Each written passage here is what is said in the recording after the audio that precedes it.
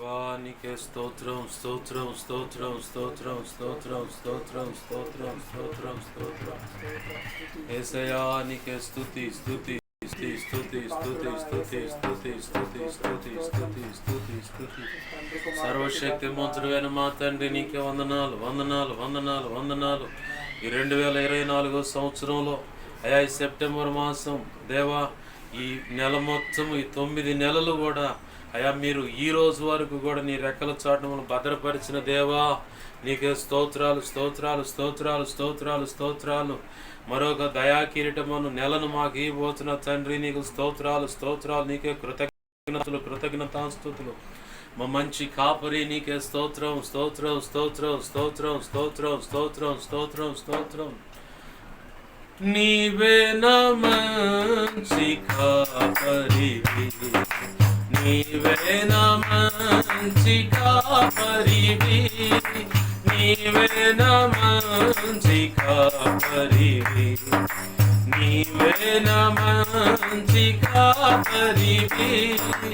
ఓ ప్రభువా ఓ ప్రభువా ఓ ప్రభువా ఓ ప్రభువా, నీవే నా మంచి కాపరివి, నీవే నా మంచి కాపరివి.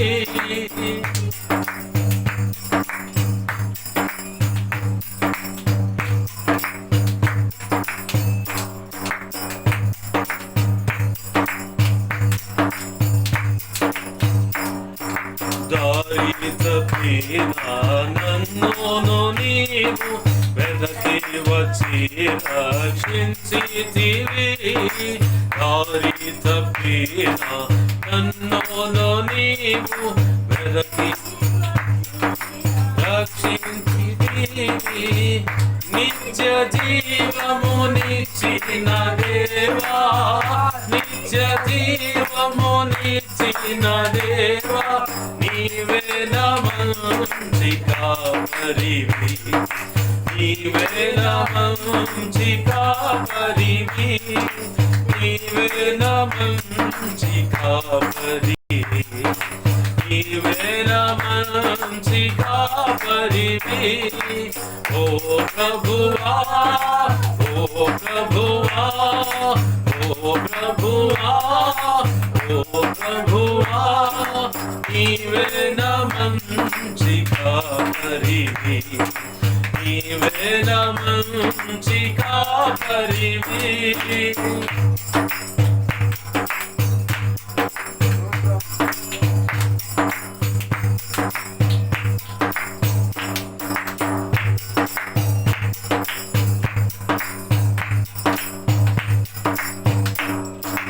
నీవు ప్రేమించిన గొర్రెలన్నిటినీ ఎల్లప్పుడూ చెయ్యి విడువగా, నీవు ప్రేమించిన గొర్రెలన్నిటినీ ఎల్లప్పుడూ చెయ్యి విడువగా.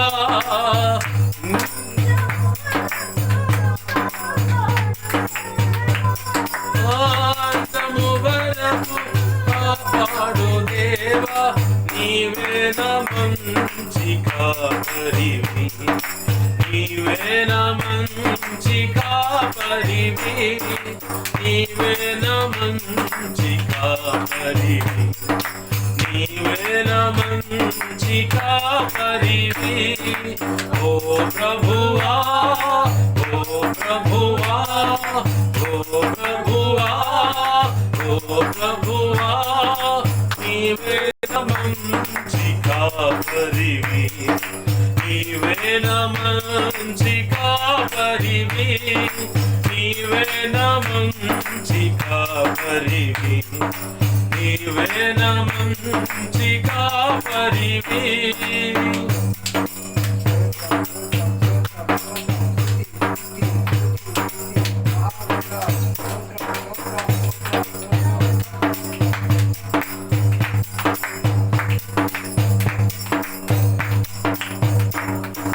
ప్రధాన కాపరిగా నీవు నాకై ప్రత్యక్ష మగువా గడియలో ప్రధాన కాపరి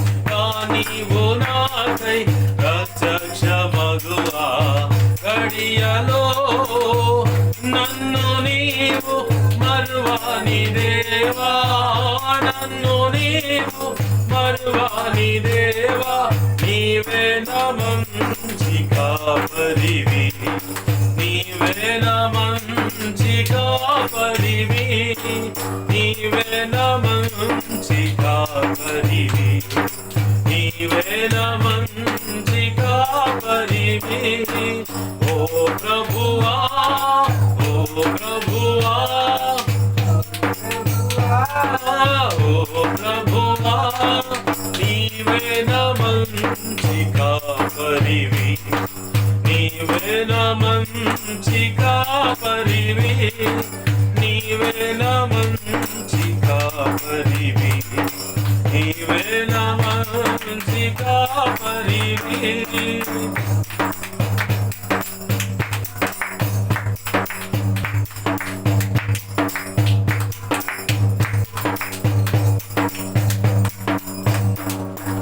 నీవు ప్రేమించిన గొర్రెలన్నిటినీ ఎల్లప్పుడూ చెయ్యి విడువగా, నీవు ప్రేమించిన గొర్రెలన్నిటినీ ఎల్లప్పుడూ చెయ్యి విడువగా, అంతము వరకు కాపాడు దేవా, అంతము వరకు కాపాడు దేవా.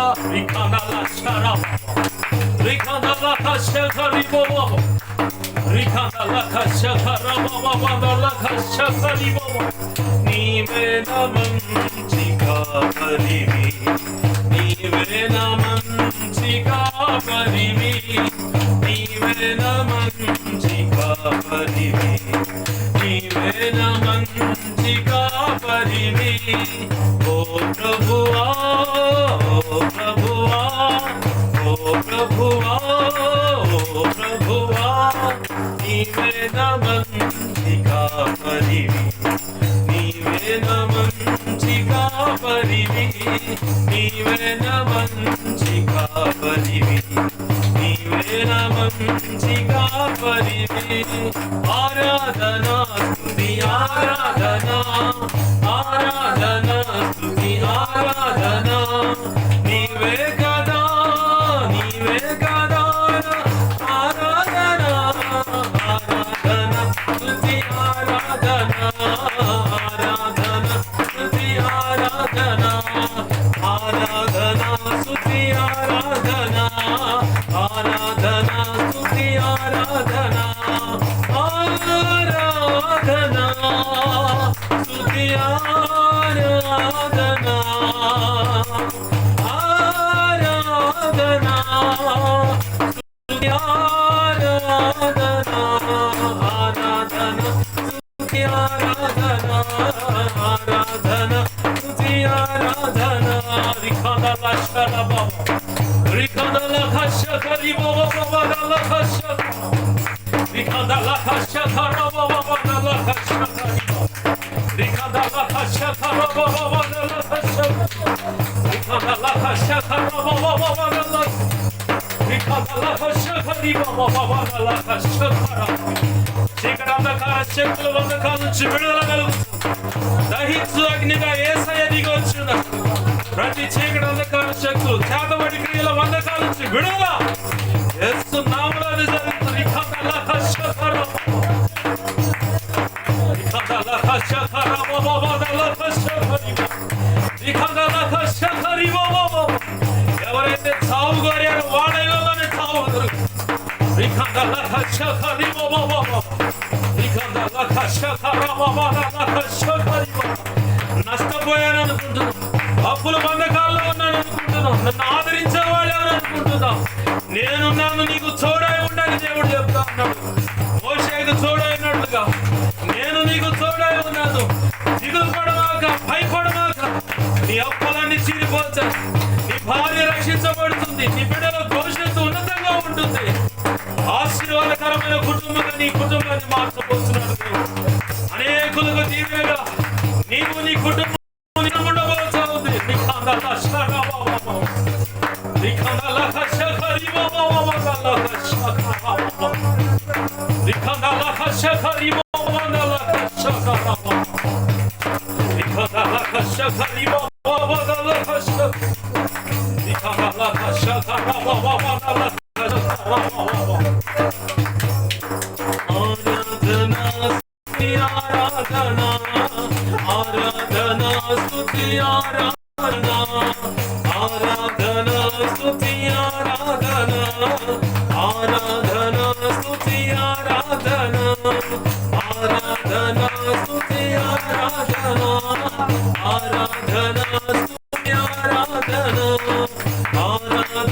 స్తుతి ఆరాధన ఆరాధన స్తుతి ఆరాధన ఆరాధన ఆరాధన ఆరాధన స్తుతి ఆరాధన ఆరాధన స్తుతి ఆరాధన ఆరాధన స్తుతి ఆరాధన ఆరాధన స్తుతి ఆరాధన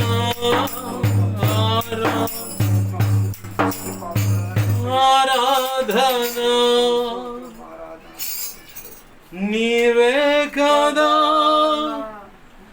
నీవే కదా మా ఆరాధన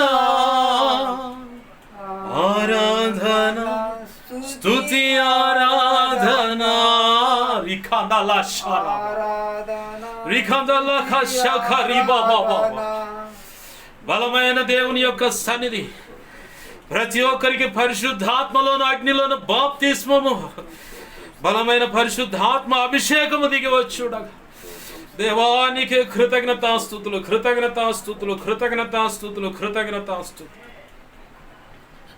నీకే మహిమ నీకే మహిమ నీకే ఘనత నీకే ప్రభావాలు ఆరోపిస్తున్నాం ప్రభు నీకే కృతజ్ఞతాస్తుతి ఘనత మహిమ ప్రభావాలు ఆరోపిస్తున్నాం ప్రభు నీకే స్తోత్రాలు స్తోత్రాలు స్తోత్రాలు స్తోత్రాలు స్తోత్రాలు స్తోత్రాలు ప్రేమగల మా కన్న తండ్రి యేసయ్యా నీకు వందనాలు కృతజ్ఞతాస్తుతి నీ మహా ఉచిత కృప చొప్పున ఈ విధముగా ప్రభువా నిన్ను ఆరాధించుకొనుటకు నీ శ్రేష్టమైన కృప అనుభవించుటకు మీరు ఇచ్చిన అవకాశాన్ని బట్టి నీ కృతజ్ఞతాస్తుతులు అయా మా ఆరాధన నీ కృప చేత నీ పాద పద్మలు సమర్పిస్తున్నాం అయా ఇదిగో తండ్రి మా ఆరాధన గైకొని ఆత్మ ప్రత్యక్షత నడిపింపు ఆత్మ కృప వాత్సల్యత లేఖన ప్రత్యక్షత ఆత్మ ప్రత్యక్షతను కూడా దయచేసి ధారాళమైన నడిపింపించి నీవే నీ ప్రజలతో నాతో మాతో మీరు మాట్లాడమని బతిమలాడుతున్నాం అయోగ్యులమైన మా ఆరాధన కొరకే మిగులు ఆశ ఆసక్తితో దిగివచ్చి మాతో ఉండి ఆరాధన జరిగించి పరిశుద్ధాత్మలో మాకు సంతృప్తి కలుగు చేసి అంతరంగంలో అంతరంగ పురుషుడికి కూడా సంతృప్తి కలుగునట్లుగా చేసి నీ కృప చేతములు బలవంతులుగా చేసి దేవా నీ చేతిలో బలమైన బాణాలుగా మార్చి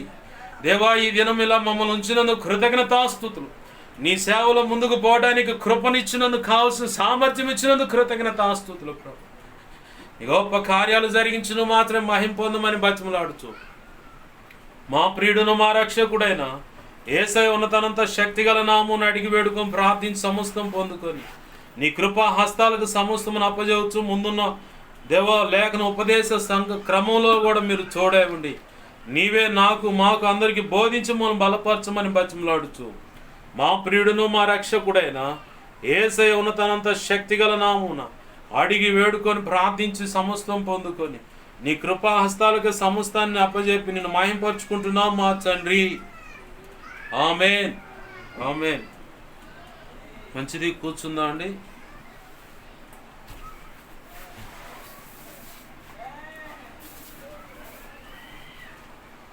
పరిశుద్ధ గ్రంథాలు చదువుదామండి. ప్రభు యొక్క మహా ఉచిత కృపను బట్టి సమకూడిన మీ అందరికీ ప్రభు యేసుక్రీస్తు వారి పేరిట నా హృదయపూర్వకమైన వందనాలు. ఈ వీడియో చూస్తున్న వారికి కూడా నా హృదయపూర్వకమైన వందనాలు, ఇక చూడబోతున్న వారికి కూడా నా హృదయపూర్వకమైన ప్రభునందు ప్రియమైన దేవుని బిడ్డలారా గమనించండి. మరి పరిశుద్ధ గ్రంథాన్ని చూద్దాం. క్రొత్త నిబంధన హెబ్రీయులకు రాసిన పత్రిక. మరి పౌలు భక్తుడు తన స్వజాతీయులకు అంటే హెబ్రీయుడు ఆయన తన సొంత ప్రజలకు ఒక లేఖనాన్ని రాస్తా ఉన్నాడు. ఏంటయ్యా లేఖనం అంటే హెబ్రీ పత్రిక 11వ అధ్యాయము 9వ వచనం 206 కొత్త నిబంధనలో 206వ పేజీ 7వ పేజీలో నేను చదువుతున్నాను. గమనించండి. 9వ వచనం. విశ్వాసమును బట్టి అతనితో ఆ వాగ్దానమునకు సమాన వారసులైన ఇస్సాకు యాకోబు అను వారును గుడారములలో నివసించుచు అన్యుల దేశంలో ఉన్నట్లుగా వాగ్దాత దేశంలో పరవాసులైరి. ఆమేన్. ప్రార్థన చేసుకుందామండి. ప్రేమగల మా కన్న తండ్రి యేసయ్యా, నీకు వందనాలు, కృతజ్ఞతాస్తుతులు. మీరు ఇచ్చిన ఈ లేఖన భాగాన్ని బట్టి నీ కృతజ్ఞతాస్తుతులు ప్రభువా. దేవా, ఇచ్చిన ఈ లేఖన భాగంలో మీరు మాతో ముచ్చటించదలిసిన సంగతులు ఏమైతే ఉన్నాయో, ఆ లేఖనము చాటును దాచి ఉంచిన శ్రేష్టమైన సంగతులన్నీ, నీ మనసులో ఉద్దేశించుకున్న సంగతులన్నీ బయటకు తెచ్చి మీ పక్షం వహించినటువంటి మీ దాసుని మీ సిలువు చాటును మరుగుపరిచి మీ దాసుని ముఖాంచుల్లోంచి మీరు కనబడుతూ, మా ప్రభువా, నీవే నాతో మాతో సూటిగా తేటగా స్పష్టంగా మాట్లాడమని, ఆ లేఖనము ఏమైతే నువ్వు ఉపదేశించాలని ఆశించావో, నీ మనసులో ఉన్నది ఏదో తెలపాలనుకున్నావు, అది మీ దాసుడు నోట ఉంచి మీ దాసుడు నోటిని మీ నోటి బోరగా మార్చి నీ బలమైన వాక్శక్తినిచ్చి, నా ప్రభువా, మా ప్రభువా, నాతో మాతో అందరితో మీరు మాట్లాడండి. మీరు మాట్లాడుతుండగా ఆ మాటలు మా చెవిన పడుతుండగా మా అందరికీ వినగలిగిన చెవును, గ్రహించగల మనస్సును, లోబడు హృదయాన్ని, వాక్యానుగుణంగా జీవించే కృపను, హృదయబాటు మనస్సును, నేర్చుకునే శుభగుణ లక్షణమును, నిత్యత్వము చేరు పర్యాయ నీ పాదసనిలో శిష్యరికము చేసే భాగ్యమును, అలాగే నీ భూమి మీద నువ్వు కోరుకున్నటువంటి శిష్యులైన సేవకగణముగా దేవా, నీ చేత తర్ఫీదు అందుకొని నీ ఘనమైన సేవ ఈ భూమి మీద చేసి క్రీస్తు న్యాయపీఠం ఎదుట ఫలా మంచి దాసుడా మంచి దాసురాలని నీ చేత మెప్పు ఘనత మహిమ బహుమతులు అందుకొని నిత్యత్వంలో ప్రవేశించి వధువులో నువ్వు నిర్ణయించిన ఉన్నత స్థానంలో నిలిచి యుగ యుగాలు నీతో కలిసి నిత్య రాజ్య పరిపాలన చేసి నేను మహింపొచ్చే భాగ్యం కలుగునట్లుగా మాకు బోధించండి. మొదటికి భూమి మీద మేము సంపూర్ణము కావాలి ప్రభువా. సజీవరాళ్ళుగా ఆత్మ సంబంధమైన మందిరాలుగా మేము కట్టబడాలి ప్రభువా. క్రీస్తు జ్ఞానానికి కలిగినటువంటి సంపూర్ణ జ్ఞానం మేము సంపాదించాలి ప్రభువా. అంతరంగ పురుషుడు సంపూర్ణుడు అవ్వాలి ప్రభువా. అంతరంగ పురుషుడు బలము పొందాలి ప్రభువా. క్రీస్తు పోలిక ఈ భూమి మీద మాకు రావాలి ప్రభువా. అందుకే మాకు బోధించండి, మమ్మల్ని బలపరచండి, నీ పనికి ఆయతపరచమని బతిమలాడుచు మా ప్రభువా. నీ మీదే అనుకుంటున్నాను. ఎంత బలహీనుడో నీకు బాగా తెలుసు. అందుకే నీ మీదే అనుకుంటున్నాను, నీ కృప మీద ఆధారపడుతున్నాను. నాలో నువ్వు కోరుకున్న పరిశుద్ధతను ఆశిస్తూ నా సమస్త అవిధేయతల అతిక్రమ దోషాలు, పాప దోషాలు, ఆజ్ఞాతిక్రమలను క్షమించు. నీ సిలువ రక్తంతో నన్ను కడిగి పవిత్రపరచు. పరిశుద్ధాత్మగ్నులను పుటమే శుద్ధ సువర్ణంగా మార్చు. పరలోక శుద్ధ సువర్ణ తైలం నా నెత్తిమింకును గొప్పగా ఉంచు. నీ శుద్ధ జలం నాపై కుమ్మరించి ఆనంద తైలాభిషేకం నా నెత్తిమింకును గొప్పగా ఉంచు. ఇర్మియా 1వ అధ్యాయం 9, 10, 18, 19 నీ కృప నాకు దయచే. మత్తయి 10వ అధ్యాయం 1వ వచనం 8, 9, 20 వచనం ప్రకారం కృప నాకు దయచే. అపోస్తుల కార్యం 4వ అధ్యాయం 27 నుంచి 37 నీ కృప నాకు దయచే. యెషయా 51, 16 ప్రకారం యెషయా 51, 16 ప్రకారం నీ కృప నాకు దయచే. ఎహెజ్కేలు గ్రంథం 2వ అధ్యాయం 1, 2 వచనం ప్రకారం నన్ను మమ్మల్ని చక్కగా నీ ఎదుట నిలబెట్టండి. మాకు బోధించిన మమ్మల్ని బలపరచని ప్రభువా నీకు స్తోత్రాలు. ధారాళమైన నీ ఆత్మ నడిపింపు రాకుండా నీ మనసులో ఉద్దేశించుకున్న సంగతులు నీ రాకుండా అడ్డుపడుతున్న, అడ్డుగా నిలిచిన, అడ్డుపడాలనుకుంటున్నటువంటి దుష్టుడిని, వాడి దూతలను, చీకటి అంధకార శక్తులను, అవి ఎంత ప్రమాదకరమైన చిల్లంగి, వాలమని, చాదవు, క్షుద్రపోలైన అవి ఎంత ప్రమాదకరమైన సరే వాటన్నిటినీ నీ మహాపునరుద్ధాన శక్తితో నీవు నాకు ఇచ్చిన అధికారం చొప్పున మేమంతా కలిసి వాటిని ప్రభువుని బంధిస్తున్నాం. నిత్య నరకంలో ఇప్పుడే అయిపోయి పడునుగాక ఆజ్ఞాపిస్తున్నాం. అలాగూ జరిగించినందుకు యేసయ్య నీకు కృతజ్ఞతాస్తుతులు చెల్లిస్తున్నాం.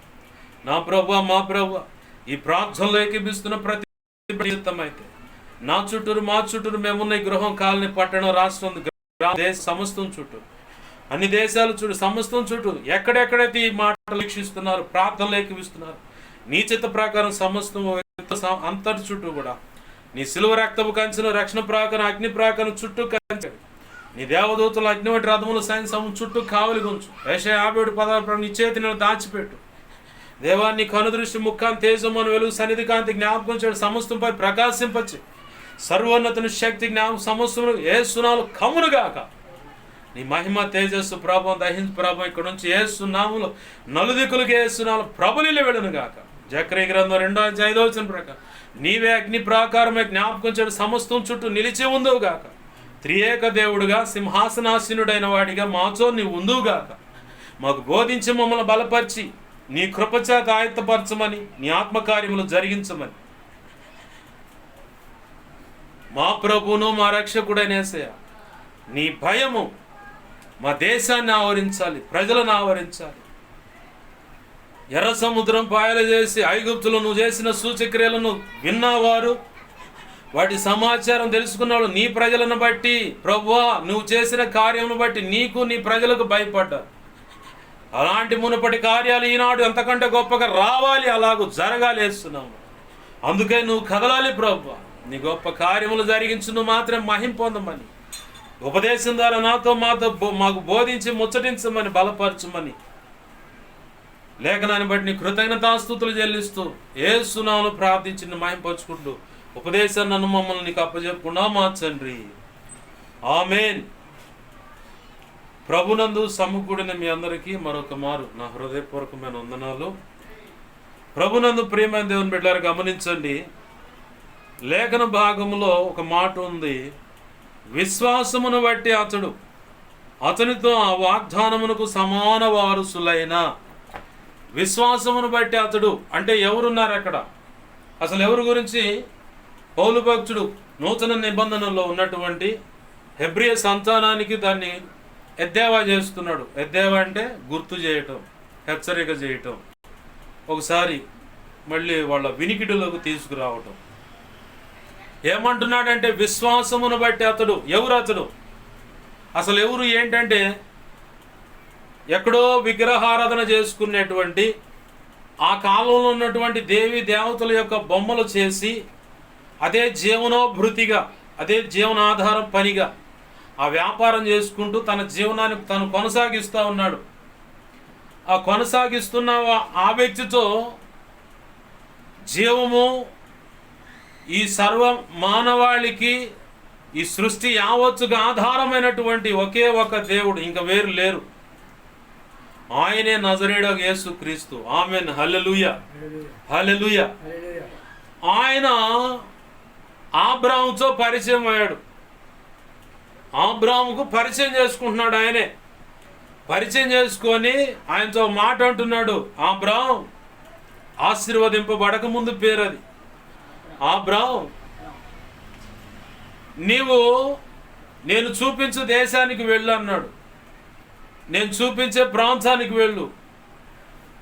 నీ స్వజనులను, నీ బంధువులను, ఆ యొక్క ఆచారాలను విడిచిపెట్టి నేను ఎక్కడికైతే వెళ్ళమంటున్నానో, ఎక్కడికైతే వెళ్ళమని నిలబడమంటానో అక్కడికి వెళ్ళిపోమన్నాడు. సరే ప్రభు అని చెప్పని దేవుని మాటలు విన్నాడు, కదిలాడు. వాస్తవానికి అప్పటికి ఆయనకి పిల్లలు లేరు. సర్వసాధారణంగా పిల్లలు లేని వాళ్ళకి ఏమవుతుందంటే, ఎప్పటికైనా స్త్రీ యొక్క పరిపూర్ణత అమ్మతనం.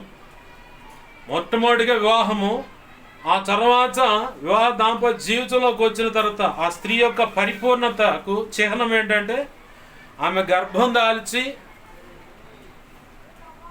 వాళ్ళ నిర్ణయ ప్రకారం బిడ్డలు కనినప్పుడు, ఆ సంతానం కలిగినప్పుడు, అప్పుడు ఆ స్త్రీకి ఆమె జన్మకు పరిపూర్ణత, సార్థకత వచ్చింది అని చెప్పని చరిత్ర అంటే లోకస్తులు చెప్పే మాట. అది కూడా బైబిల్ ప్రకారం వాస్తవమే అనిపిస్తుంది. బైబిల్ ప్రకారం కూడా వాస్తవమే అనిపిస్తుంది. ఎందుకంటే బైబిల్లో చాలామంది గర్భఫలం కోసం భర్తతో గొడవాడిన వాళ్ళు ఉన్నారు. ఆ భర్తలు కూడా నేనేం దేవుడిని అయింది, దేవుడికి నీకు మధ్యలో ఉత్తరవాదిగా ఉన్నానయింది, దేవుణ్ణి అడగరాదా అని చెప్పని ఆ భర్తలు వాదించిన సందర్భాలున్నాయి. ఆ తర్వాత భార్యాభర్తలు సమాధానపూర్వకంగా మోకరించి ప్రార్థన చేసిన సందర్భాలు ఉన్నాయి. ఆ తర్వాత శ్రేష్టమైన ఆశీర్వాదకరమైన సంతానము బిడ్డలుగా వారు పొందారు. దేవునికి మహిమ కలుగునుగా. హల్లెలూయా. అయితే గర్భఫలం లేని వాళ్ళు చేయవలసిన పని ఏంటంటే, నిరీక్షణతో విశ్వాసము కలిగి దేవుడు ఖచ్చితంగా నాకు బిడ్డలను ఇస్తాడని చెప్పని విశ్వాసముతో, అంటే నువ్వు ఊహించుకోవాలన్నమాట. విశ్వాసంతో అవి సంపాదించుకోవాలి. డేవిడ్ పాల్ యాంగిచో గారు సేవ మొదలుపెట్టిన కొత్తలో కనీస వెలుసుబాటుతో కూడినటువంటి ఏ ఫర్నిచర్ లేదు. ఎవరన్నా వస్తే కుర్చీలు వేయడానికి కూడా లేవు, ఏమీ లేవు, చాలా కడుదైన స్థితి. అయితే దేవుణ్ణి అడుగుతూ ఉన్నాడు, అయ్యా నాకు ఇవి కావాలి, పలానా కావాలి, అందరూ ఎక్కిరిస్తున్నారు, ఏందో ఈ సేవ, అసలు ఆయన కూర్చోడానికే కుర్చీ లేదు, అది ఒక దరిద్రుడు లాగా ఉన్నాడు, అట్లా ఇట్లా ఏదో మాట్లాడుతున్నారయ్యా అని కన్నీరు పెట్టుకుంటా దేవుని పాదాలు పట్టుకొని ప్రార్థన చేస్తూ ఉన్నాడు. ఇదే ఉదంతాన్ని దేవుడు డేవిడ్ పాల్ యాంగిచో గారికి చూపించాడు. దక్షిణ కొరియా దేశం, ఆయన ఇప్పుడు ఇక్కడ లేడు, ప్రభు సన్నిధికి వెళ్ళిపోయాడు. మొన్న ఈ మధ్యకాలంలోనే నిద్రించాడు ప్రభునందు. ఆయన దేవుడు ఎప్పుడైతే దేవుని సన్నిధిలోకి వెళ్ళి ఆయన దేవుని పాదాలు పట్టుకొని మునుగులాడుతుంటే దేవుడి సందర్భాన్ని చూపించి, విశ్వాసపు నేతతో ఏదైనా నిరీక్షణ కలిగి చూడు అన్నాడు. విశ్వాసపు నేత్రాలతో నిరీక్షణ కలిగి చూసి ప్రార్థన చేయన్నాడు.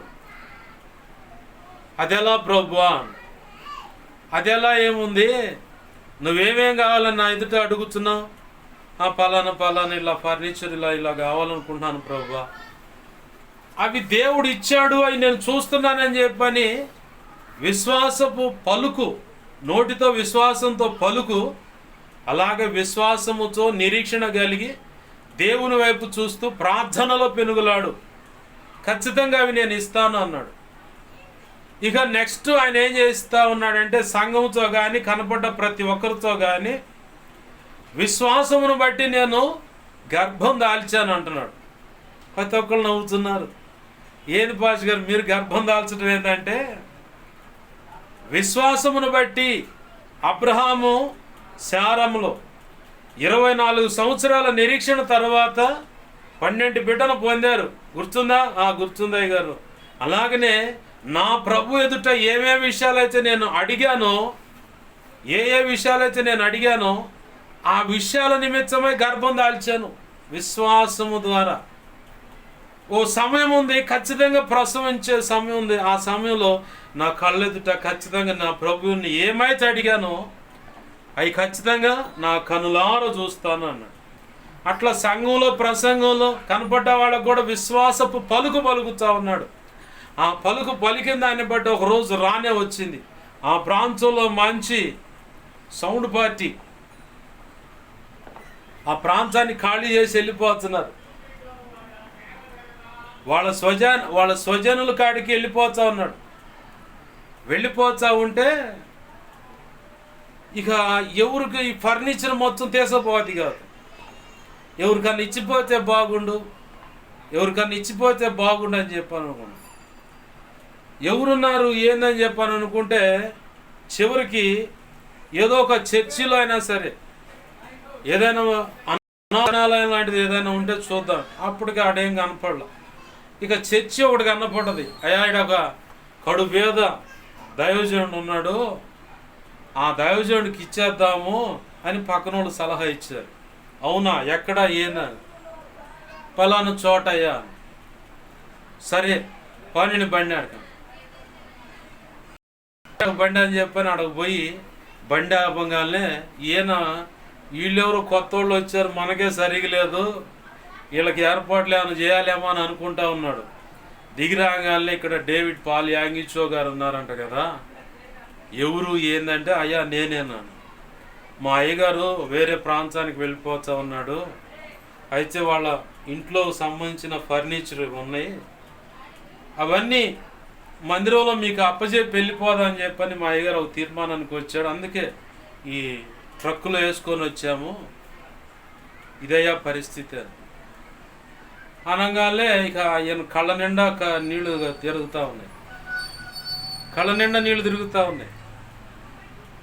ఏమైతే విశ్వాసంతో పలికాడో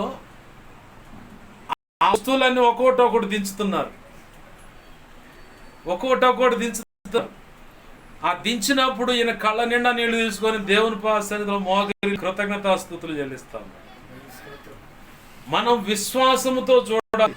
గర్భఫలం లేదా, ఖచ్చితంగా నా ప్రభు నాకు 12 కుమారుని ఇస్తాడని విశ్వాసంతో ఉండాలి. లేదు భౌతికమైన సంతానం కాకుండా ఆత్మ సంబంధమైన సంతానం లేదని ఆవేదన పడుతున్నామా, అయితే ఖచ్చితంగా ప్రభు సన్నిధిలో ప్రసవేదన పడు, అంటే కన్నీరు విడిచిపున చేయి. ఖచ్చితంగా అది ఆత్మ సంబంధమైన సంతానం నువ్వు విస్తారంగా కోయగలుగుతావు. ఏదైనా మన విశ్వాసమును బట్టే ఉంటుంది. అబ్రహాముని పిలిచాడు, పిల్లలు లేరు అప్పుడు పిల్లలు లేరు, రమ్మంటే వచ్చేసాడు. తండ్రి అడిగి ఉండొచ్చు, తల్లి అడిగి ఉండొచ్చు, ఏమిరా మమ్మల్ని వదిలిపెట్టి పోతున్నావు, అదేమంటే దేవుడు అది ఇది అంటున్నావు, ఆ దేవుడు కాడకు పోతే ఏం పెడతాడు, కష్టపడాలి కానీ దేవుడు ఆశీర్వాదం అంటున్నావు, అదేదో దేశం ఇస్తాను అంటున్నాడు, యాడొచ్చిన మాయరోగంలో వీడికి ఏదో కొత్త దెయ్యం పట్టినట్టుంది, ఇలా రకరకాలుగా అని ఉండొచ్చు. చివరికి వాళ్ళందరినీ మెప్పించి తండ్రిని వెంట పెట్టుకొని, అప్పుడు తల్లి లేదట్టుకుంటాం, చరిత్రలో అయితే రాయలేదు పలానా తల్లి అని, తండ్రి పేరు అయితే రాశారు. పలానా చోటకు వచ్చి ఆగాడు. ఆ తర్వాత దేవుడు ఆ తండ్రిని తీసుకున్నాడు, ఇక గదులు అన్నాడు దేవుడు. అలాగనే కదిలి ముందుకొచ్చిన ఆయనకి దేవుడిచ్చినటువంటి ఒక వాగ్దానం ఉంది. ఏంటయ్యా ఆ వాగ్దానం అంటే, ప్రభు చెప్తా ఉన్నాడు ఆయనతో, అబ్రహాం ఇట్రా, ప్రభువా చెప్పండి, ఈ సముద్రం ఒడ్డునున్న ఇసుక రేణువు లెక్కేయగలుగుతావా? అయ్యో నా వల్ల ఏమవుతుంది ప్రభువా, నా వల్ల కాదయ్యా, ఈ సముద్ర ఒడ్డున ఇసుక రేణువు లెక్కేయటం అంటే అసాధ్యం ప్రభువా. అయితే నీ సంతానం ఇలా ఉంటుందన్నాడు. మళ్ళీ ఒకరోజు ఒక సమయంలో వచ్చి, బాగా సందగాడే కదా, ఆకాశంలో నక్షత్రాలు కనపడతాయి, పట్టపగలు కనపడతాయి, 8 అయితే కానీ నక్షత్రాలు కనపడతాయి. అదే టైంలో సంధ్యవేళ అనమాట, సందగాడని ఆ టైంలో వచ్చి, అబ్రహాం ప్రభువా ఆకాశం వైపు చూడు, ఆ నక్షత్రాలు లెక్కేయగలుగుతావా? సాధ్యపడదయ్యా, అది అసాధ్యం. నీ సంతానం కూడా అలా ఉండబోతుంది, నేను అలాగ చేస్తాను, నిన్ను బట్టి అనేకులను ఆశీర్వదిస్తాను, నిన్ను బట్టి నీ సంతానాన్ని బట్టి అనేక వంశాలు, భూమి మీద ఉన్న సకల వంశములు దీవించబడతాయి అన్నాడు. ఆ మాటలు పట్టుకున్నాడు ఇక అబ్రహాం. దేవుని మాటలు వెలువడుచున్నప్పుడు నువ్వు వాటిని పట్టుకోవాలా. ఆ పట్టుకున్నప్పుడు విశ్వాసంతో దేవుని పాదాలు పట్టుకొని వాటిని ఎత్తిపట్టి ప్రార్థన చేయాలి. మనం ఏం చేస్తామంటే వింటాం కానీ ఐక విచారాల చేత వాటిని పక్కకు నెట్టేసి మన చుట్టూ ఉన్న సమస్యల వైపే చూస్తాం. నువ్వు సమస్యల వైపు పేతురులాగా ప్రభువా నీవే అయితే నన్ను కూడా ఈ నీళ్ల మీద నడవని అన్నాడు. సరే నడువు అన్నాడు. ఎన్ని అడుగులు వేసాడు, కొంత దూరం నడిచాడు. ఆ తర్వాత అమ్మో నేనేనా అనుకొని చుట్టూ గాలిని, ఆ కెరటాలు ఎగిసి పడతాన్ని చూశాడు. ఆహా అనుకునే లోపల చిన్నగా మునుగుతూ ఉన్నాడు. ప్రభు ఏమన్నాడు, అల్ప విశ్వాసి ఎందుకు సందేహించితివి అన్నాడు. అంటే అప్పుడు దాకా 4 అడుగులు వేసావు కదా, ఇప్పటి వరకు ప్రభు యొక్క కృపలో ఇంతవరకు దేవుడు నిన్ను పోషించిన దేవుడు ఇక ముందు పోషించలేడా? ఇప్పటి వరకు అనేక సమస్యల విషయంలో పరిష్కారం చూపించిన దేవుడు ఇక నీ ఎదుటున్న గడ్డు సమస్యలైనా సరే ఆయనకు అసాధ్యమైందా? ఆయనకు సమస్తం సాధ్యమే. విశ్వసించినట్లయితే ఆ కార్యం మనం కనులారా చూస్తాం. వారు విశ్వసించలేదు కాబట్టే ప్రభు ద్వారా ఏమి పొందలేకపోయారు. పొందలేకపోవటమే కాక దేవుని చేతిలో పడి తన్నులు తిన్నారు. కొంతమంది అయితే ప్రాణాలు కూడా కోల్పోయారు. ఎవరు? అరణ్య యాత్రలో మన పితరులు. ఐగుప్తులో అద్భుతాలు చేశాడు, ఎర్ర సముద్రాన్ని పాయలు చేశాడు. ఆహా దొరికారు ఎర్ర సముద్రం అనుకుంటే తరుముకుంటూ వస్తూ ఉన్నారు ఫరో సైన్యాన్ని. అప్పటి వరకు ముందున్నాడు అగ్నిస్తంభమై. ఒక్కసారిగా ఇజ్రాయెల్ ప్రజలకు ఫరో సైన్యానికి మధ్యలో అగ్నిస్తంభంగా వచ్చి నిలబడ్డాడు. ఇక వాళ్ళతో పోరాటం మొదలుపెట్టాడు. వాళ్ళు అంటున్నారు, అరే ఆగండి రా, వాళ్ళ దేవుడు మనతో పోరాడుతున్నాడు రా, నా మాట ఏనంటే అంటే ఎవడు ఆగట్లా, దూసుకొని వస్తున్నారు. ఎంత పోరాడినా కానీ ఇజ్రాయెల్ ప్రజలను సమీపించలేకపోతున్నారు, వాళ్ళని ఏమీ చేయలేకపోతున్నారు. అసలు ఇదేంది, ఏమవుతుంది అసలు ఇక్కడ? అసలు అంతుపట్టని పరిస్థితి, తల్లకిందులు అవుతున్నారు. అరే ఇంత ప్రయత్నం చేస్తున్నాం, వాళ్ళకి ఏదో కావాలనుకుంటున్నాం, వాళ్ళని ఏదో ఒకటి చేయాలని పోరాడుతున్నాం, కానీ అసలు వాళ్ళకి ఏ కీడు కలగట్లేదు, ఏ హాని కలగట్లేదు. అంటే కారణం ఒకటే, దహించు అగ్ని అనే దేవుడు అగ్ని స్తంభమై నిలబడ్డాడు. దేవునికి మహిమ కలుగును గాక. హల్లెలూయా. ఆయన మన పక్షమై ఉండి ఆనాడు ఇజ్రాయేల్ ప్రజల పక్షమై నిలిచిన ఆ దేవుడు ఈరోజు నూతన నిబంధన సంబంధమైన ఇజ్రాయేలుగా మనం ఉన్నాం కాబట్టి మనకు శత్రు శేషానికి మధ్య ఇహ సంబంధమైన వ్యక్తులు కావచ్చు, కనబడకుండా పోరాడుతున్న దురాత్మ శక్తులు కావచ్చు, దుష్టుడు వాడి సంబంధమైన దూతలు కావచ్చు, ఏవి ఏ కోణంలో నుంచి దాడి చేయాలని చూసినా, ఏ కోణంలోంచి ఎవరు ఎటువంటి హాని తలపెట్టినా అది రివర్స్ అయ్యి వాళ్ళకే తగులుతుంది తప్ప, ఆ శత్రు సైన్యమే నశిస్తుంది తప్ప నీకే పొరపాటును కూడా కీడు సంభవించదు. ఆమేన్, హల్లెలూయా. ప్రభు ఏం చెప్పాడు? నీ గుడారమునకు ఏ తెగులు సమీపించదు, నీకు కలిగిన సమస్తమునకు క్షేమము కలుగునుగాక అన్నాడు. ఆమేన్, హల్లెలూయా, హల్లెలూయా. ఇక ఆయన వాగ్దానాలు అంత గట్టిగా ఉంటే నువ్వెందుకు జంకుచావు, బెంకుచావు, అసలు గడగడగడలాడిపోతావు? జీవమైన దేవుడు, నిత్య వెలుగైన దేవుడు, సర్వశక్తి గల దేవుడు, ఆయనే నిన్ను ఆయన లోపల పెట్టుకున్నాడు. ఈ భూమి విశ్వం అంతా ఆయనలో ఉంది. ఆయనలో ఉండి మరి ప్రత్యేకం ఏంటంటే ఆయన రక్తము చేత కొనబడ్డాను. ఆయన పరిశుద్ధ రక్తము చేత తండ్రి కుమార పరిశుద్ధాత్మ నామంలో బాప్తిస్మ అనుభవంలోకి వచ్చున్నావు. ఆయన సొత్తైన జనమును నువ్వే కావచ్చు, నీ కడుపును పుట్టిన బిడ్డలు కావచ్చు, మనవ సంతానం కావచ్చు, ఎవరికి కూడా ఏ కీడు సంభవించదు. కారణం సర్వశక్తి గల దేవుడు అగ్ని స్తంభమై నిలబడ్డాడు. ఆమేన్, హల్లెలూయా. మనం ఏం చేస్తామంటే ఆ ఇజ్రాయేల్ ప్రజలు ఆ ఎర్ర సముద్రం దగ్గర అమ్మో వచ్చేస్తున్నారు. ఫరోస్ అయిన సామాన్యులు కాదు, చిత్రహింసలు పెడతారని వీళ్ళు చెప్పుకున్నారు. వాళ్ళ ఎదురున్న అప్పట్లో చూసిన పరిస్థితులు. మరి అంతకుముందు ఐగుప్తు దేశంలో ఏళ్ల కాళ్ళ ముందే 10 అద్భుతాలు చేశాడుగా. యాడ చెప్పుకోలేని చోట గడ్డలు వచ్చినాయి, మిడతలు వచ్చినాయి, వచ్చినాయి, నీళ్ళన్నీ రక్తంగా మారినాయి. ఏంది, మిడతలు వచ్చి పచ్చకూర మొక్కలు మొత్తాన్ని తినిపడేసి, వడగళ్ళు పడి గేదెల పశువులు పంట మొత్తం నాశనం. ఇలా చెప్పుకుంటూ పోతే ఎన్నో అద్భుతాలు జరిగినాయి. వాళ్ళకి కీడు జరిగింది కానీ వీళ్ళకి ఏమైనా జరిగిందా? వాళ్ళతో పాటే ఉన్నారు, వీళ్ళకి ఏమైనా కీడు జరిగిందా? కానీ వాళ్ళు చూడంగల అమ్మో వాళ్ళు ఈ భయపడతానే ప్రభు సహించలేకపోయాడు. ఎట్లయినా సరే దీన్ని తీసేయాలని ప్రయత్నం చేశాడు. కానీ వాళ్ళలో కొంతమంది, ఒక ఇద్దరు మాత్రం మిగిలారు, మొత్తం దారి మార్గంలో పోయారు. ప్రభునందు ప్రియమైన దేవుని బిడ్డలు గమనించండి. ఫరో సైన్యం ఇక్కడ చిక్కారా, వీడు దొరికారా అని తరుముకుంటూ వస్తుంటే దేవుడే అగ్నిస్తంభమై వెళ్ళిపోయి వాళ్ళతో పోరాడాడు. వాళ్ళ యొక్క రథ చక్రాల మేకులు బీకేశాడు. వాళ్ళు పోరాటం కానీ బ్రతకటం కానీ నడవటం కానీ బహు కష్టమైపోయింది. చివరికి ఎర్ర సముద్రం పాయలైపోయింది. 6 నెలల్లో వీళ్ళు దాటి అవతలకి వెళ్ళిపోయారు. మొత్తానికి అప్పుడు ఎలో చేశాడు ఎర్ర సముద్రంలోకి. ఇక రాండి రాబాయ్ అని చెప్పని నడి సముద్రంలో పోయిన తర్వాత ఆ మూల ఈ మూల మూసి పడేశాడు. ఏడ చచ్చారు వాళ్ళు? ఎర్ర సముద్రంలో చచ్చారు. మరి అంత శక్తిగల దేవుని నమ్ముకున్న మనము ఏ కాస్తంత అలజడి కాగానే ఒక ఊరక కదిలిపోయే పనే. ఎడిపోయింది అంతకుముందు నిన్ను నడిపించిన విధము. ఎన్నో కఠినమైన సమస్యల నుంచి, కఠినమైన పరిస్థితుల్లో నుంచి నా ప్రభు అనంగాల్ని ఒడ్డునేశాడు కదా, నా ప్రభు అనంగాల్ని పరిష్కారం చూపించి నడిపించాడు కదా.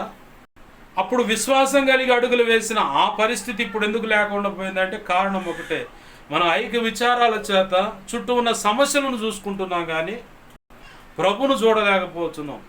ప్రభు యొక్క హస్తము చాపి గతంలో చేసిన కార్యాలను మనం తలపోయలేకపోతున్నాం. అందువల్లే మనం విశ్వాసంలో వీగిపోతున్నాం, అంటే పలచనైపోతున్నాం, సన్నగిల్లిపోతున్నాం, అంటే క్షీణించిపోతున్నాం, బలహీనమైపోతున్నాం విశ్వాసంలో.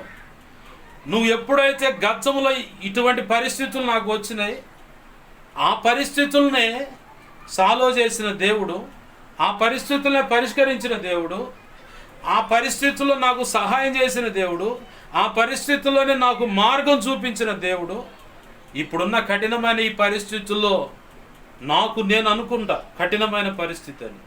మరి ఈ కఠినమైన పరిస్థితుల్లో ప్రభు సహాయపడలేడా? ఓ తల్లి వచ్చిందంట దైవజనుడి దగ్గరికి. వచ్చి దేవుడు నాకేం చేశాడు, దేవుడు అన్యాయస్తుడు, నాకు ఏమీ చేయలేదన్న. ఎప్పుడు మందిరానికి వచ్చినా, ఎప్పుడు దైవజనుడు ఎదురుకు వచ్చినా కానీ ఇదే మాట మాట్లాడుతుందమ్మ. సరే అమ్మా, ప్రతి విషయం ముందు కృతజ్ఞతాస్తుతులు చెల్లించవలని మాట ఉంది కదా. నువ్వు బాప్తీస అనుభవంలోకి రాకముందు నుంచి బాప్తీస అనుభవంలోకి రావడానికి దేవుడు చేసిన కార్యం ఉంటుంది ఏదో, ఆ కార్యాన్ని బాప్తీసంలోకి వచ్చిన తర్వాత ఇప్పటి వరకు దేవుడు నీ జీవితంలో చేసిన మేళ్ళన్నిటినీ ఓ పేపర్ మీద రాసుకొని రా అన్నాడు. చిన్నగా ఆవేశంగా ఉంది, ఎందుకంటే ఆమె అనుకుంటున్న సమస్యలో పరిష్కారం దొరకట్లా. ఏ కాడికి ఆ సమస్య వైపే చూస్తుంది కానీ దేవుని వైపు గతంలో దేవుడు చేసిన విషయాలను గుర్తు తెచ్చుకోవట్లా. ఉండి దైవజనుడి నుండి చెప్పిన మాట ప్రకారం వెళ్ళింది, ఇక రాయటం మొదలుపెట్టింది. టక టక టక ఒక 50 నిమిషాల దాకా రాసింది. రాసిన తర్వాత ఇక రాయటానికి పెన్ను కదలలా. నెక్స్ట్ వారం తీసుకొని రమ్మా అని చెప్పాడు దైవజనుడు. సరే నన్ను వెళ్ళింది, ఇక పెన్ను కదలలా. వచ్చింది, ఏమ్మా దేవుడు నీ జీవితంలో చేసిన గత అద్భుతాలు, ఆశ్చర్యకార్యాలు, సహాయము, మేళ్ళు ఏయన్నా ఉంటే రాసుకొని రమ్మన్నాను కదా, ఏంది రాసుకొని వచ్చావంటే, పాస్టర్ గారు నన్ను క్షమించండి అని చెప్పి నీకు మోకాళ్ళ మీద పడి కళ్ళ నిండా నీళ్లు తీసుకొని ఏడవటం మొదలుపెట్టింది. దేవుణ్ణి నేను అపార్థం చేసుకున్నాను, మీరు చెప్పిన పద్ధతి ప్రకారం మొత్తం లిస్టు రాసుకుంటా వస్తే నా యేసయ్య ఎన్నో మేళ్ళు చేశాడు, ఈ కాస్తదానికి నేను కదిలిపోయి అయ్యో దేవుడు నన్ను పట్టించుకోవట్లేదు, దేవుడు నన్ను వదిలేశాడు, దేవుడు అసలు ఉన్నాడా, ఉంటే ఎందుకు మాకు ఈ గతి, ఈ పరిస్థితి, ఉంటే నాకు ఈ రోగం ఎందుకు తగ్గదు, ఉంటే ఈ సమస్య ఎందుకు పోదు, ఉంటే ఈ ఆస్తు గొడవలు ఏంది, ఉంటే ఈ భార్యతో సమస్య ఏంది, ఉంటే ఈ బిడ్డలతో సమస్య ఏంటి, ఉంటే ఇక్కడ ఉన్న జాబులో సమస్యని, ఉద్యోగంలో డబ్బు కాడ సమస్యని, వడ్డీల కాడ సమస్యని, ఉంటే ఈ సమస్యలు ఎందుకండి, దేవుడు ఉంటే ఎప్పుడో తీరిపోయాయి. నా ప్రియమైన దేవుని బిడ్డలారు గమనించండి, దేవుడు ఉంటే ఎప్పుడో తీరిపోయారో సంగతి ఆయనకు కూడా తెలుసు. నీకు వెంటనే తీర్చేస్తే అప్పటమటికి దులుపుకొని పక్కకి వెళ్ళిపోతావు, ఒక్క అవసరత కోసమే నువ్వు వచ్చి వెళ్ళిపోతావు. కానీ ఆయన జగతుత్పత్తి జరగక మునుపు, తల్లి గర్భంలో ఏర్పడబడక మునుపు నీ పడగలిగిన గొప్ప ప్రణాళిక ఒకటి ఉంది. ఆ ప్రణాళికలో నువ్వు కంటిన్యూగా వెళ్ళి అనేకులకు ఆశీర్వాదకరంగా, అనేక కుటుంబాలకు నీ కుటుంబం ఆశీర్వాదకరంగా మారాలంటే ఈ చిన్న సమస్యకు, నీ ఎదుటేమో అది గడ్డు సమస్య, దేవుని ఎదుట అసలు సమస్యే కాదు. ఆ సమస్యకు పరిష్కారం చూపిస్తే నువ్వు అసలు దొరకకుండా పారిపోతావు. కానీ ప్రభు ఏమనుకుంటున్నాడు, ఆ సమస్య వల్ల నిన్నింకను బలపరిచి, దావీదు గారిని కానీ అబ్రహాం గారిని కానీ కదిలిస్తే వాళ్ళ దగ్గర మంచి లక్షణాలు కనపడతాయి. ఏంటంటే నాకు బాగా నచ్చిన మంచి లక్షణాలు వాళ్ళిద్దరిలో, సంతోషమైన, కన్నీరైనా, వేదనైనా, సమస్య అయినా, అది ఎంత కటువైన పరిస్థితి అయినా డైరెక్ట్గా దేవుని దగ్గర ఆయన పాదాలు పట్టుకొని పెనుగులాడతారు. ఏం ప్రభువా మా పరిస్థితి ఇలా ఉంది, మరి ఏం చేయమంటే పలానా చేయంటే సరే ప్రభు అని వెళ్ళిపోతారు. మనం ఏం చేస్తామంటే ఆ పని చేయలేం. ముందు ఆ సమస్యకి వెళ్ళి చూస్తాం, సమస్యకు కారణమైన వ్యక్తిని మనసులో ఏదో ఒకటి సణుక్కుంటా కూర్చుంటాం, ఎంత సహాయం చేశాను,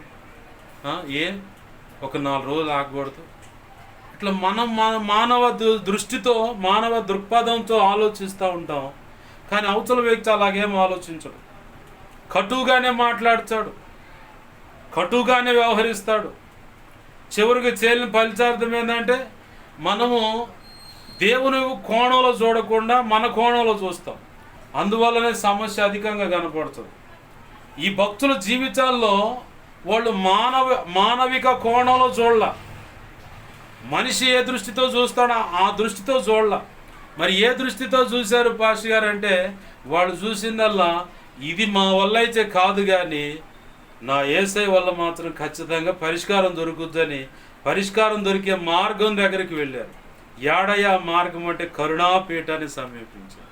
కరుణాపీఠం అంటే ఏంటి పాస్టర్ గారు అంటే, దేవుని యొక్క సన్నిధిలో బలిపీఠం. ఆ బలిపీఠం దగ్గరికి వెళ్ళిపోయి దేవుని పదాలు పట్టుకొని, అయ్యా నా పరిస్థితి ఇది, ఈ సమస్యకు నువ్వే పరిష్కరించగలవు, అవతల తరుముకుంటా వచ్చేవాడుగా క్రూరుడు అనుకునేవాడు కాస్త పిల్లిగా మారిపోతాడు. సొంత మామే వీడు పుట్టుక నుంచి వీడు తేడా అనుకోండు. పుట్టుక నుంచే వీడు తేడా. అసలు వీడు దొంగ బుద్ధి, వీడి వ్యవహారం అంతా తేడా. సొంత తండ్రినే మోసం చేసిండు, ముందు అన్నను మోసం చేసిండు. వీడు బుద్ధి అంతా తేడా అని అందరిని మోసం చేయటం. వీడు చివరికి నన్ను కూడా మోసం చేసిండు. యాడ్రా వాడు, రండిరా అని చెప్పని పిల్లల్ని అతనికి సంబంధించిన వాళ్ళు మొత్తాన్ని వేసుకొని ఇక బయలుదేరాడు. కొంత దూరం పరిగెత్తిన నడిచిండు దొరకలా. ఓ రాత్రి వేళ ఇక నడవటం వీలుగాక బస చేసిండు. ఆ రాత్రి వేళ నిద్రలో కళ్ళు మూసుకొని ఇక నిద్రపోతా ఉంటే దేవుడు మాట్లాడుతూ ఉన్నాడు. నువ్వు ఏ వ్యక్తినైతే తరుముకుంటా వెళుతున్నావో ఆ వ్యక్తితో కీడైనా ఏదైనా చెడుగా మాట్లాడి వ్యవహరించావా చస్తావు నీ ఇష్టం అండు. ఇక అంతే. నువ్వు ప్రార్థన చేస్తే ఏ వ్యక్తినైనా సరే గద్దిస్తాడు దేవుడు. ఎంతలో మేధావైనా సరే, ఎంతలో బలవంతుడైనా సరే, మంది బలం ఉండొచ్చు, ధన బలం ఉండొచ్చు, రాజకీయ బలం ఉండొచ్చు, ఇక ఏ బలం అన్నా ఉండొచ్చు. ప్రార్థన చేయి, చచ్చినకు పీనుగులాగాడబడినట్టుగా చేస్తాడు దేవుడు. యాకోబు మామతో చెబుతున్నాడు, కీడైనా ఏ మాత్రం తేడాగా బలికావా యాకోబుతో చస్తావు సుమి, జాగ్రత్త అండు. ఇక అంతే. కిక్కురు మనకుండా వచ్చి ప్రశాంతంగా ఏమలుడు నాతో ఒక మాట చెబితే బాగా బ్యాండ్ బాజా పెట్టి ఆర్భాటంగా అంగులు చేసి నిన్ను గౌరవంగా పంపించుదును కదా, ఎందుకు ఈ పని చేసేవాళ్ళుడు? నాకు ఏదో చేద్దామని వచ్చాను కానీ నిన్న రాత్రి నీ దేవుడు నాతో మాట్లాడాడు. నువ్వు ప్రార్థన చేయి. అప్పుల సమస్య కావచ్చు, భార్యతో సమస్య కావచ్చు, భార్య రక్షణ కావచ్చు, బిడ్డల రక్షణ కావచ్చు, పట్టుబట్టి వేమన భక్తుడిగా పలికినట్టుగా పట్టు బిగే పట్టు గట్టిగా పట్టాలి. ఇక పడితే ఇక వదిలిపెట్టకూడదు. బైబిల్లో రాసినట్టుగా మగ సిరిగలవాడే యాకోబు కన్నీరు విడిచి పెనుగులాడితే ఆశీర్వాదం వచ్చింది. దేవునికి మహిమ కలుగునుగాక. హల్లెలూయా. కన్నీరు విడిచి మగ సిరిగలవాడే ఇక పట్టాడు గట్టిగా. నన్ను ఆశీర్వదిస్తే నిన్ను వదిలిపెడతానన్నాడు. నన్ను ఆశీర్వదిస్తేనే నిన్ను వదిలిపెడతా, లేకపోతే వదిలిపెట్టను. తెల్లవారుతుంది పోనివయ్యా అంటే కాదు, నన్ను ఆశీర్వదిస్తేనన్నాడు. గట్టిగా పట్టి ప్రార్థన చేయి. ఎంతలో వాడినా సరే అట్లా మెల్ట్ చేసుకొని తీసుకొచ్చాడు. భయంకరమైన క్రూరులు సైతము, మాంత్రికులు సైతం, నక్సలైట్లు, తీవ్రవాదులు, ఉగ్రవాదులు, కిరాయి హంచకులు, ప్రొఫెషనల్ కిల్లర్సు, బూతు సినిమాలు తీసేటువంటి స్టార్లు, పురుషులు, స్త్రీలు, సినిమా యాక్టర్లు, రాజకీయ నాయకులు ప్రార్థిస్తే ప్రభు కృపను బట్టి రక్షించబడ్డారు. మన చెవుల్లో ఎన్నో గింగురమనే సాక్ష్యాలు వినపడుతూనే ఉన్నాయి. కానీ మన చుట్టూ ఉన్న పరిస్థితిని బట్టి, అవతల వ్యక్తి స్పందిస్తున్న విధానాన్ని బట్టి ఈ అమ్మాయి మారదండి, మా ఊడు మారడు, మా అమ్మ అంతే, మా నాన్న అంతే, మా మావయ్య అంతే, మా పెదనాన్న అంతే, మా బంధువులు అంతేనండి, వాళ్ళు మారరు. అరే ప్రభు ఏమో విశ్వసించి ప్రార్థించిన ఖచ్చితంగా కార్యం చూస్తామంటే నీ నోడుచుండు నువ్వు వాళ్ళు కూర్చుంటే వారు మారరు అంటే నువ్వు మలికే మాటను బట్టే కరెక్ట్గా అది జడ్జిమెంట్ అవుతూ ఉంటుంది. బిడ్డలు కూడా చాలామంది తొందరపడి బూతులాడుతూ ఉంటాం. ఓ తల్లి అది పిల్లగాడిని స్కూల్లో చేర్చింది, వాడికి ఉన్న తెలివితేటలు దెబ్బగా టీచర్లకు తలగా నొప్పి వచ్చింది. ఓ లెటర్ రాసి మీ అమ్మకి పోరా అని చెప్పాను. చదువు మాకు. వాడికి అప్పుడు ఏం చదువు వస్తుంది? 2వ 2వ తరగతులు వేసారు. వాడు అల్లరి దెబ్బ తెలివితేటలు తట్టుకోలేక ఈ లెటర్ తీసిపోయి మీ అమ్మకి అని. ఆ లెటర్ చదివి కళ్ళ నిండా నీళ్ళు తీసుకుని ఆ తల్లి, ఏందమ్మా ఎందుకు ఏడుస్తున్నాను పిల్లగాడు. కళ్ళ నిండా తీసుకుంది, కళ్ళ నిండా నీళ్ళు తీసుకుని ఏడుస్తూ ఉంటే ఎందుకు ఏడుస్తున్నావు అమ్మా అని అడిగాడు పిల్లగాడు. నీ అంత మంచోడికి ఆ స్కూల్లో చదువు చెప్పే టీచర్ లేరని రాశారయ్యా. అవునా అని చెప్పని ఇంకో స్కూల్కి కష్టపడి రెక్కల కష్టంతో ఆ బిడ్డను చదివించింది. ప్రపంచమే నివ్వురుపోయేలాంటి శాస్త్రవేత్తగా మారిపోయాడు. దేవునికి మహిమ కలుగుతుంది. ఒకరోజు తన తల్లి చనిపోయిన తర్వాత ఆమె సంబంధించిన సామాను ఉంటే ఇంట్లో ఆ పెట్టె మొత్తం చూసుకుంటా ఉంటే తన చిన్నతనంలో ఏ లెటర్ అయితే రాసి ఇచ్చారో తెచ్చి వాళ్ళ అమ్మకి ఇచ్చాడు. ఆ లెటర్ ఉంది అక్కడ. తెరచి చూస్తే అప్పుడు చదువు వచ్చిందిగా, పెద్దోడాడుగా. చూస్తే మీ ఓడికి మెంటలు, ఇట్లాంటి వాడిని ఈ స్కూల్లో చేర్చడానికి ఎక్కడ కూడా వాడికి చదువు రాదు, తీసుకుపోయి గేదెలో పాచి పనులు చేయించుకోండి చాలు అన్నాడు. కానీ ఆ తల్లి ఏం చెప్పింది? నీ అంత మంచివాడికి జ్ఞానవంతుడికి ఆ స్కూల్లో చదువు చెప్పే టీచర్లు లేరంటయ్యా అంది. వాడు నమ్మేశాడు. ఆ తల్లితో ఏమైతే మాట్లాడిందో తల్లి విషయంలో కానీ తండ్రి విషయంలో కానీ నీ నోట్లో అయినా సరే ఆశీర్వాదం అనే మాట ఉండాలి. తొందరపడి మాత్రం అట్లా ఇట్లా ఏ మాట అయితే నువ్వు పలుకుతావో అదే పిక్చరు నీ బిడ్డ జీవితంలో చూస్తావు. నువ్వు మంచోడివిరా అంటే మంచోడు అయిపోతాడు. నువ్వు మంచిదాని అంటే మంచిదానిగానే కనపడుతుంది. ఇక నీకు నచ్చిన భాషలో నువ్వు మాట్లాడితే అదే పిక్చరు ఆమె జీవితంలో, అతని జీవితంలో నువ్వు చూడాల్సి వస్తుంది. దేవుడు ఏమన్నాడంటే మీరు ఆశీర్వచనమే పలకండి అన్నాడు.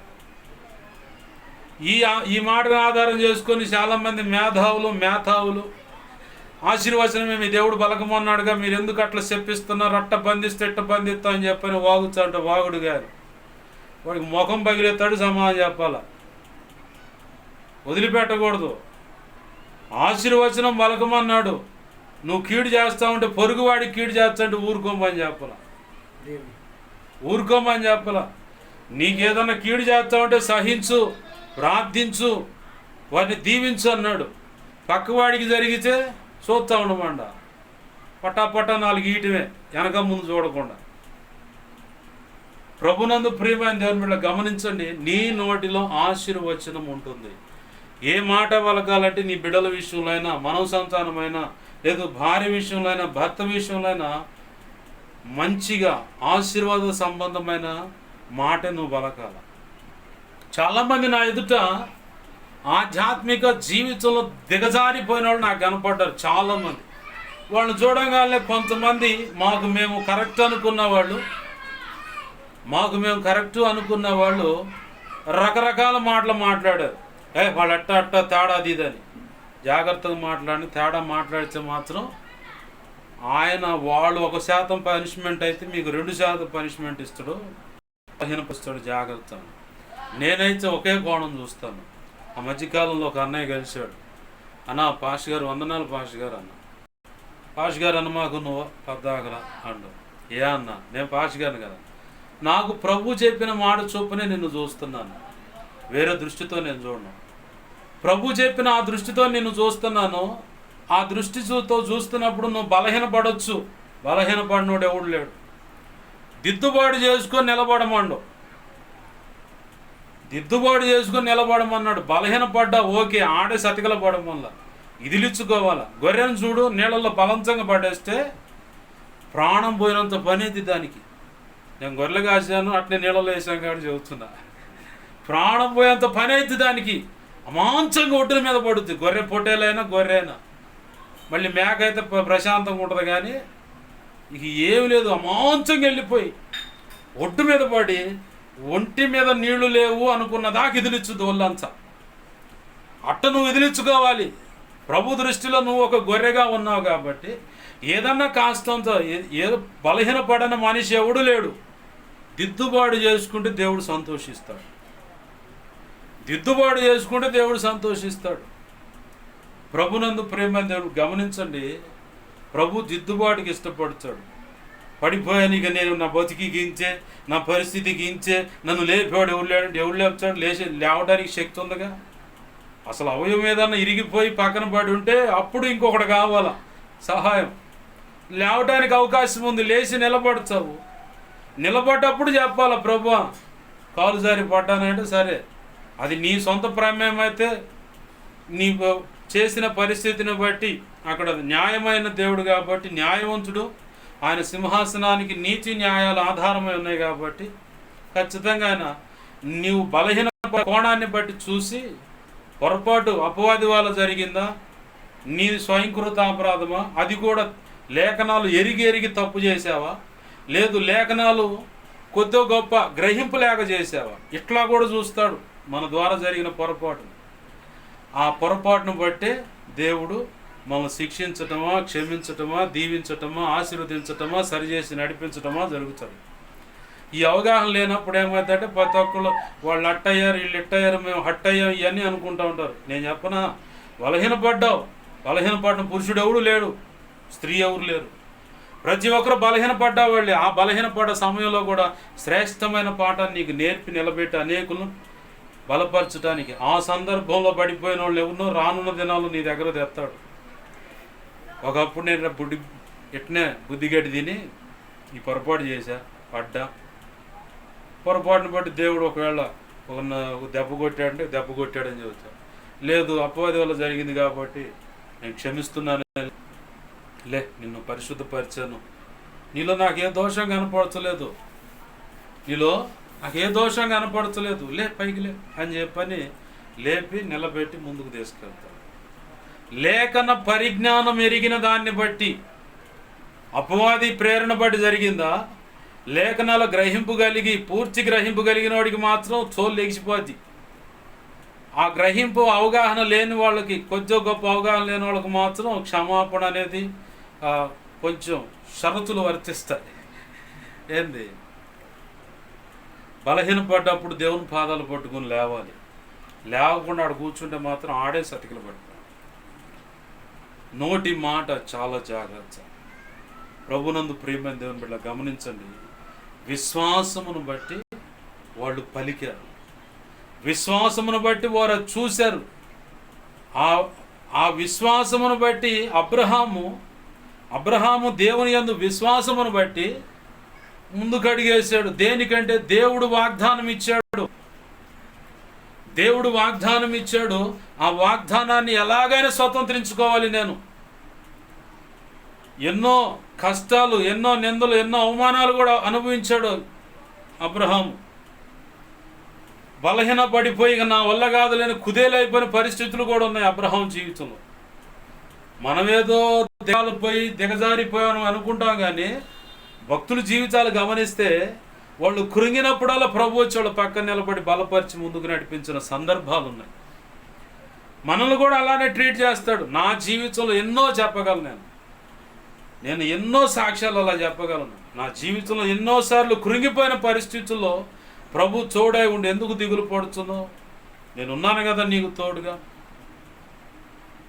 లేదు ప్రభు, పరిచర్య విషయం నేను చూసుకుంటాను కదా, నేను ఉన్నాను కదా, నేను కదా నిన్ను నిలబెట్టింది, నేను కదా నిన్ను నడిపిస్తుంది, నేను కదా మాట్లాడుతుంది, నేను కదా అన్నీ చేసుకుంటుంది. నిన్ను ఊరికాల ఒక వ్యక్తి నాకు అవసరం కాబట్టి అక్కడ నిలబెట్టా నిన్ను, మిగతా నేను చేసుకుంటున్నాను, నువ్వెందుకు దిగులు పడుచావు?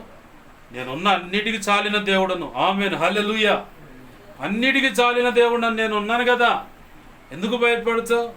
గతంలో నేను చేయలా, ఎన్నో కార్యాలు చేశానా లేదా, ఇప్పుడు కూడా చేస్తాను, దిగులు ఎందుకు పడుతున్నావు? నేను చూసుకుంటాలే మొత్తం. కుటుంబ పోషణ విషయంలో అయినా, దేవునితో నడిచే విషయంలో అయినా, సరైన ప్రార్థన జీవితం లేనప్పుడు దిగాలు పోయి కూర్చుంటా. అయ్యో, నేను దేవుని ఎదుట దైవజనులు ఉన్నట్టుగా రోజుకు 3 గంటలు కూడా సమయం ఇవ్వలేకపోతున్నాను, నేను కరెక్ట్గా ప్రభు చెప్పినట్టు నడవలేకపోతున్నట్టుకుండా, నేను బలహీనురాలనే అనే భావనతో, అపరాధ భావం చేత మనమే నిందించుకుంటూ ఉంటాం, నేను చేయలేకపోతున్నానని.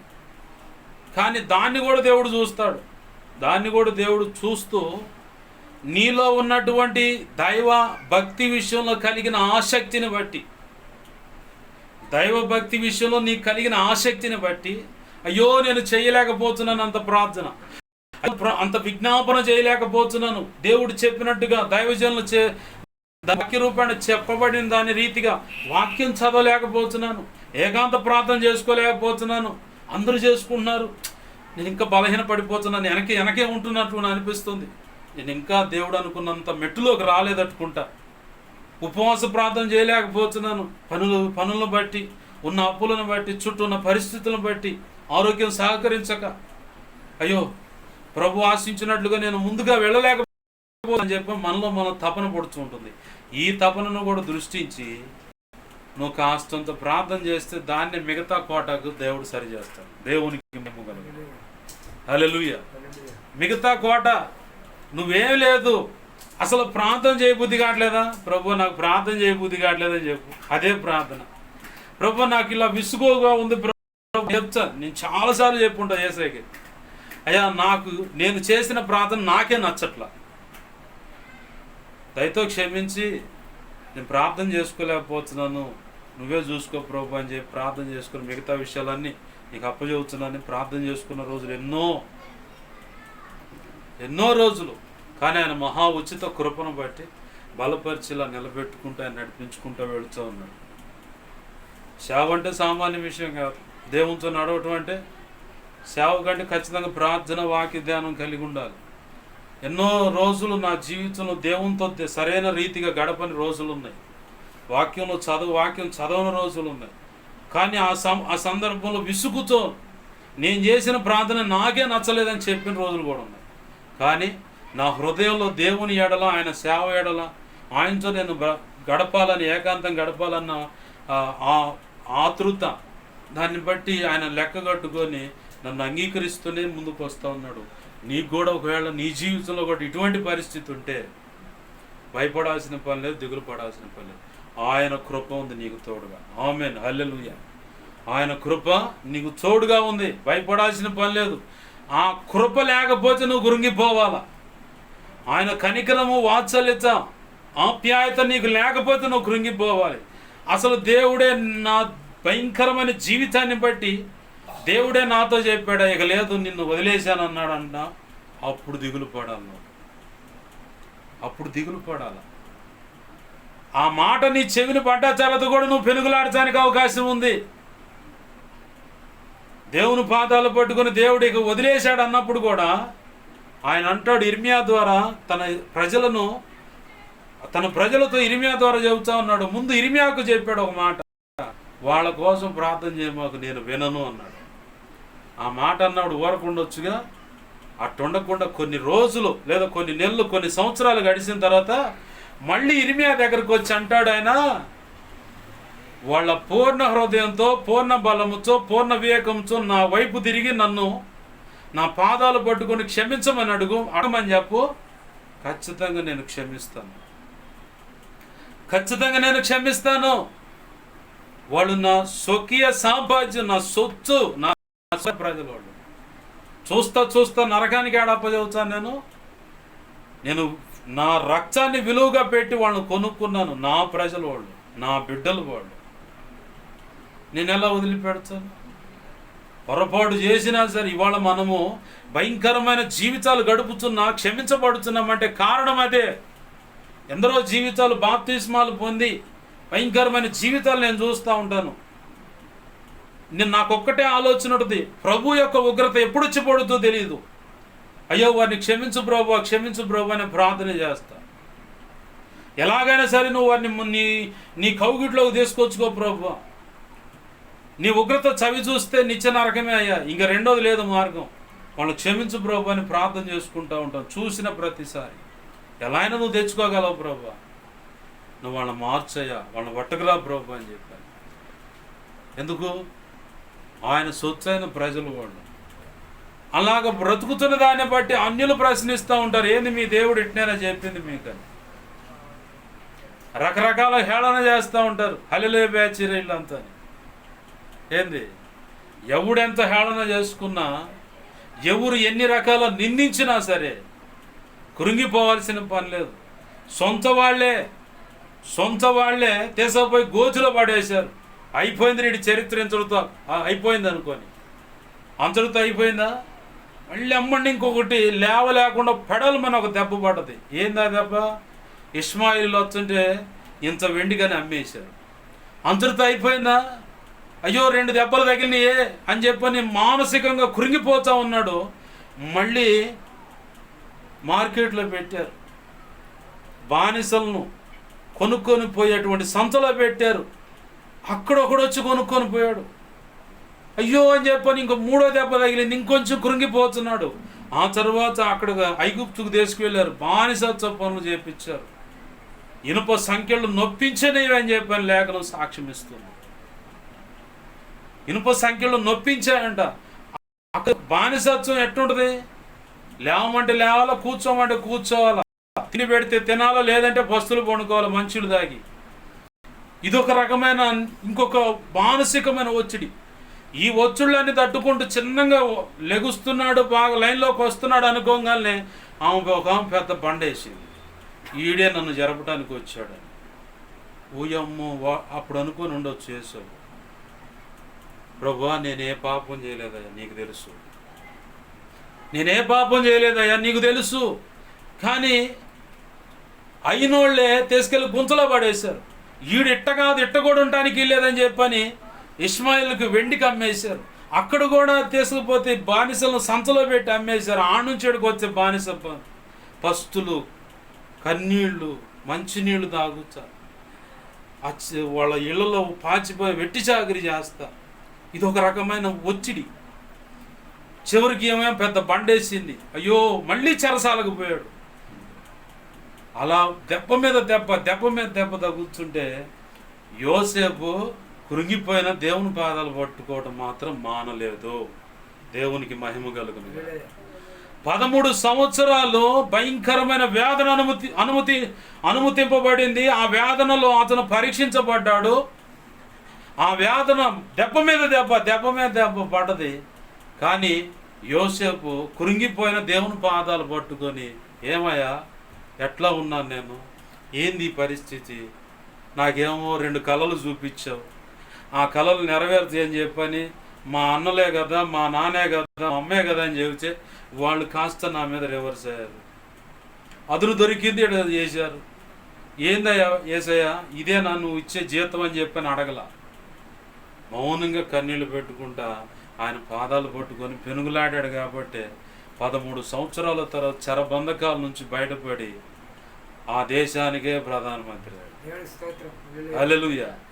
ఎవడైతే గుంతలో పడేశాడో మళ్ళీ తిరిగి లేవలేకుండా దెబ్బ కొట్టి దెబ్బ మీద దెబ్బ కారణమయ్యారో వాళ్ళు వచ్చి సాగిలపడ్డారు. దేవునికి మహిమ కలుగును. విశ్వాసాన్ని బట్టి నా దేవుడు నాకు మాట ఇచ్చాడు, ఆ మాట ప్రకారం నా దేవుడు ఖచ్చితంగా చేస్తాడు. ఇక అంతే, నువ్వు ఖచ్చితంగా ఆ మాట మీద నిలబడి ఆయన పాదాలు పట్టుకో. కార్యం చూడకపోతే అప్పుడు అడుగు. నా జీవితంలో ఎన్నో చూశాను నేను. ఉట్టినే చెవట్లేదు, విశ్వాసంతో ప్రభు కృపను బట్టి, ప్రభు ఇచ్చినటువంటి విశ్వాసమును బట్టే ఆయన పాదాలు పట్టుకొని పెనుగులాడాను. ఎన్నో అద్భుత కార్యాలు నేను చూశాను. ఎన్నో చోట్ల సాక్ష్యం చెప్పటం కూడా అయింది. ప్రభునందు ప్రియమైన దేవుని బిడ్డలారు గమనించండి, దేవుడు ఉచ్చినే నిన్ను నన్ను ఏర్పాటు చేసుకోలేదు. దేవుని దయా సంకల్పం అనేది ఒకటి ఉంది. ఆ దయా సంకల్పం నెరవేర్చబడాలంటే ఆ సంకల్పంలో అనేకమైన ఒడిదుడుకులు కూడా ఉంటాయి. ఎందుకో తెలుసా? ఆయనే అనేకమైన శ్రమలు వేదనలు అనుభవించి పేజీ తిప్పితే కనపడుతుంది. హెబ్రీ పత్రిక 12వ అధ్యాయంలో 1వ వచనంలోనే ఒక మాట ఉంటుంది. ఆయన తన ఎదుట ఉంచబడిన ఆనందము కొరకై అవమానమును నిర్లక్ష్య పెట్టి సిలువను సహించి దేవుని సింహాసనం యొక్క కుడి పార్శ్వమున ఆసీనుడై ఉన్నాడు. ఆమేన్, హల్లెలూయా. ఆ సింహాసనము కూడా నీకు ఇవ్వబడింది. ఎట్టపాస్ గారంటే ఆయన రక్తంలో కడగబడ్డావు, ఆయన రక్తం చేత కొనబడ్డావు, ఆయన కోసం నిలబడ్డావు. ప్రకటన గ్రంథంలో ఉంది, జయించు వానికి నా సింహాసనం ముందు కూర్చోడానికి అవకాశం ఇస్తా. ఎవరిది సింహాసనం అంటే తండ్రిది. తండ్రి సింహాసనం ఎవరికి ఇచ్చారంటే యేసయ్యకి ఇచ్చాడు. యేసయ్య సింహాసనం ఎవరికి ఇస్తున్నాడు? పిల్లలమైన మనకిస్తున్నాడు. ఆమేన్, హల్లెలూయా. ఏంది ఇప్పుడు ఆయనే అవమానాలను నిర్లక్ష్యపరిచి సిలువను సహించి, అంటే ఆయన వెళ్ళిన అనుభవాలు, అంటే అంత కఠినమైన అనుభవాలు మన జీవితాల్లో కూడా ఉంటాయా పాష గారు అంటే? ఉంటాయని నేను చెప్పను, ఉండవని కూడా చెప్పను. వారి వారి పట్ల దేవుని యొక్క ప్రణాళిక చొప్పున ఆ అనుభవాల నుంచి ప్రభు తీసుకెళ్తాడు. ఆమేన్, హల్లెలూయా. నువ్వు వద్దన్న తీసుకెళ్తాడు. ఎందుకంటే నువ్వు అనుకుంటావు నా బిడ్డ కలెక్టర్ కావాలంటావు. కలెక్టర్ కావాలంటే ఏం చేయాలి నువ్వు? ఖచ్చితంగా వాడి దగ్గర కూర్చొని బెత్తం పట్టుకొని బయట చెడు స్నేహాలకు ఆ వైపు వెళ్లకుండా దగ్గర కూర్చొని మరి బలవంతంగా చదువు.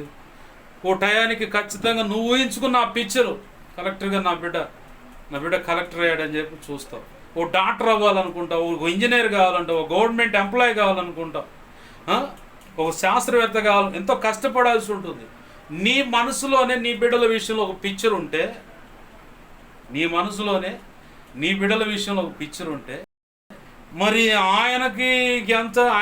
ఆయన మనసులో మన పట్ల కలిగిన ఒక పిక్చర్ ఏంటంటే రాజులైన యాజక సమూహం. ఆమేన్, హల్లెలూయా.